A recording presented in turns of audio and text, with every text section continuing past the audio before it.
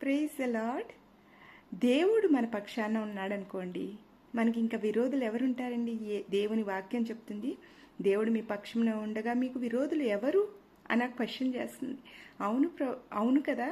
మనకు దేవుడు మన పక్షాన ఉంటే మనకు విరోధులు ఎవరుంటారు చెప్పండి? మన పరిస్థితులు మనకు విరోధంగా ఉంటాయా? ఉండవు. ఎందుకంటే దేవుడే మన పక్షాన ఉన్నాడు. సృష్టికర్త అయిన యేసు ప్రభువే మన పక్షాన ఉన్నాడు. ఆయన అడుగులో మనం అడుగు వేస్తూ ఆయన యందు మనం విశ్వసించిన ఎడల ఆయన మనల్ని అన్ని సిట్యుయేషన్స్ నుంచి, ఎటువంటి భయంకరమైన స్థితి అయినప్పటికీ వాటిని అన్నిటి నుంచి బయటికి తేయగలిగిన సమర్థుడైన దేవుడండి. యేసయ్యను నమ్ముకోవటంలో ఉన్న ఆ ట్రెషర్, ఆ ధనము ఎక్కడా లేదండి.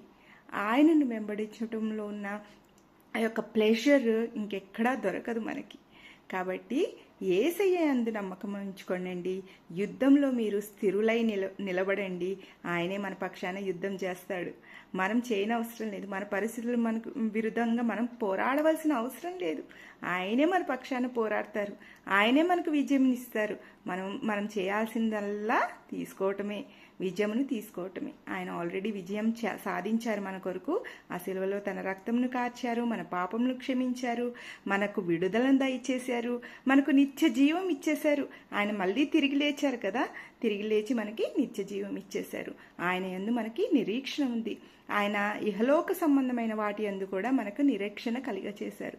మనకి ఈ లోకంలో మనం పోరాడవలసిన ప్రతి బ్యాటిల్ని ఆయన పోరాడి గెలిచి ఉన్నారు. ఆయనకే స్తుతులు కలుగును గాక. God bless you all.